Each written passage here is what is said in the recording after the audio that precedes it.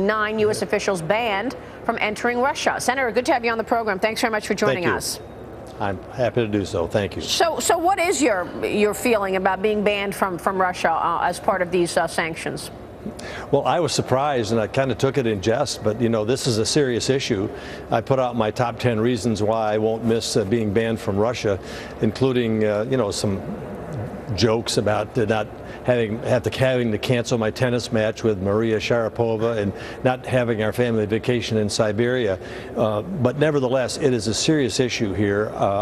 I've taken a strong stand in terms of ever ratcheting sanctions against the Soviets. See, it almost returns to that, doesn't it, against Russia for what they have done, so that we enact a strong penalty and price against them and their economy. I think it's the only thing that's going to get Putin's attention. Yeah, well, I mean, look, Putin and the Russians were laughing at us, right, when we first put the sanctions in place. So how do you get his attention? What is going to be serious enough that you could put on the table that will actually make him follow international law?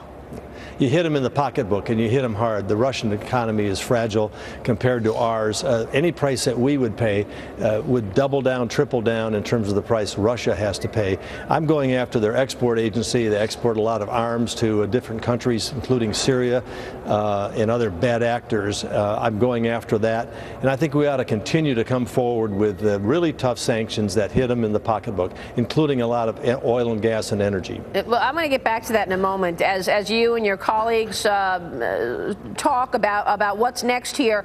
Of course, we know that Ukraine is seeking an IMF loan of $15 to $20 billion. That, according to the finance minister, $15 to $20 billion. What's the GDP of Ukraine? Does that sound like a lot of money to you relative to the size of the country? Well, it's not a lot of money relative to the size of the country, but they are in dire straits right now. One thing the West can do is, I think, help shore them up. You know, whether we do that on the sanctions bill or some other way, we need to move forward.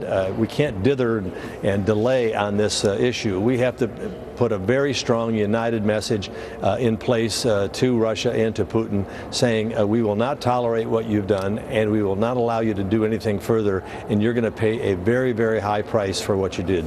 So are you poised to approve that $15 to $20 billion then? Well, we're still debating as to exactly how this comes up. The House wants to do it just a clean bill on sanctions.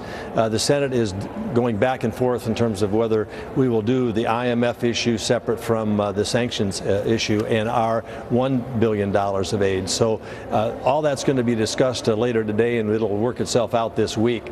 But one way or another, we have to come down much harder than we have in the past few days and weeks on Russia. And so I'm coming out with ever increasing sanctions that really hurt Russia, the Russian economy. So, I mean, doesn't that ultimately, though, also hurt the Europeans? Doesn't that hurt the U.S.? A lot of the real estate money in the U.S. coming from Russian oligarchs. I mean, what's going to be the impact of all of this on the U.S.? Well, any price we pay now is going to be a lot less. If we go after this hard and heavy, is going to be a lot less than what we'll pay in the future. If you take Vladimir Putin at his word, you see more attempts to take advantage of what he perceives as our weakness and our inability to stand up to them, and we're just going to pay a higher price. So Europe has to understand that whatever price, and we do too, and whatever price we pay now will be far less than if we just send a signal of appeasement. You can do whatever you want. Pretty soon you unstabilize Europe. We've seen what's happened in the past century in terms of what happens then, and the price that's been paid by the Western nations, including the United States, has been horrendous. Has Russia effectively been kicked out of the G8? I mean, are we now going with the G7? We are, and I think we ought to make that permanent and not reinstate them until they start to join the other nations in the world by not seizing someone else's property and being a responsible player. Right. Also, the NATO-Russia Council, and there's a number of other ways that we can sanction Russia and isolate them and make them the pariah of the world's nations. And real quick, Senator, what do you think his intentions are? Do you think Putin wants to go further into Ukraine? Well, I don't know what's in his head. All I know is that based on his statements of the past and based on his engagement with the KGB and the rising to a very high position, he can take advantage of any sign of weakness, and he's pretty ruthless about doing so. So we need to be ever vigilant, and we need to, again, right now, not later, step up to the plate and make sure he understands the price that Russia itself is going to pay if he keeps doing this. All right, we will leave it there. Senator, good to have you on the program. Thanks so much. Thank you very much. Senator Dan Coats of Indiana joining us today in Washington.